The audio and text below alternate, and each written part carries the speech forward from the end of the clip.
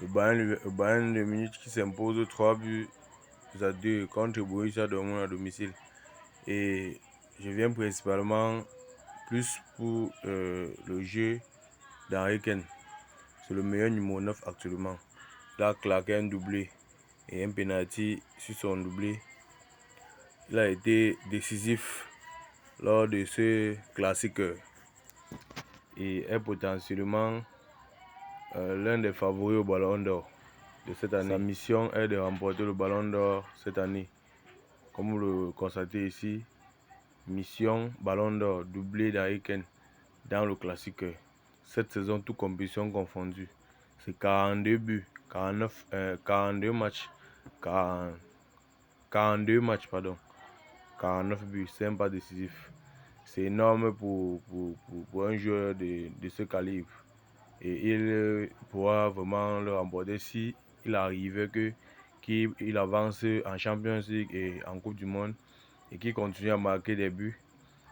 Chance pour lui, Kylian Mbappé, qui est son rival numéro 1, est en difficulté physique actuellement. Comme vous allez le constater, il va devoir manquer ces matchs que vous voyez ici.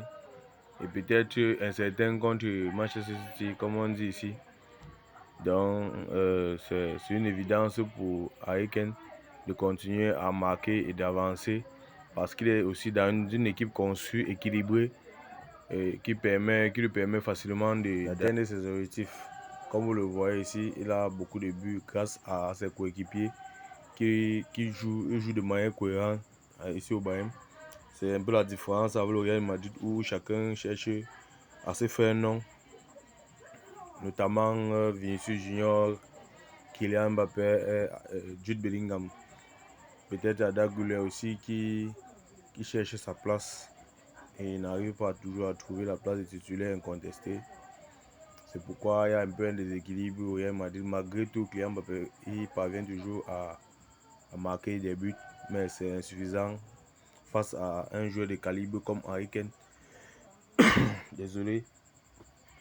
Toutefois, en comptant ces deux, il ne faut pas oublier aussi Lamine Yamal qui vient en force. Et aujourd'hui, je pense qu'il a claqué un triplé contre Villarreal et a permis au FC Barcelone de maintenir la tête du championnat. Et c'était son premier triplé en fait. Et il a presque tout fait dans ce match. Je pense qu'il a fait une vidéo pour parler de ce match. Et lui aussi, c'est un potentiel Ballon d'Or parce qu'il a de la visibilité.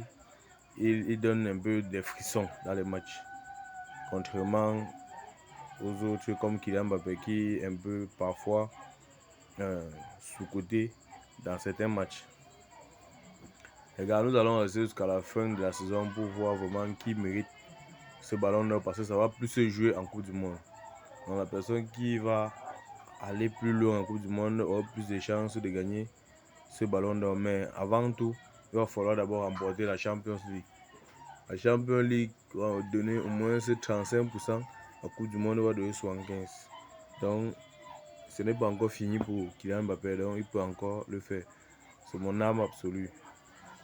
Pour ceux qui viennent d'arriver à ma page, n'hésitez pas à vous abonner, liker, partager pour ne pas rater mes vidéos, surtout sur les infos du foot et les vidéos virales.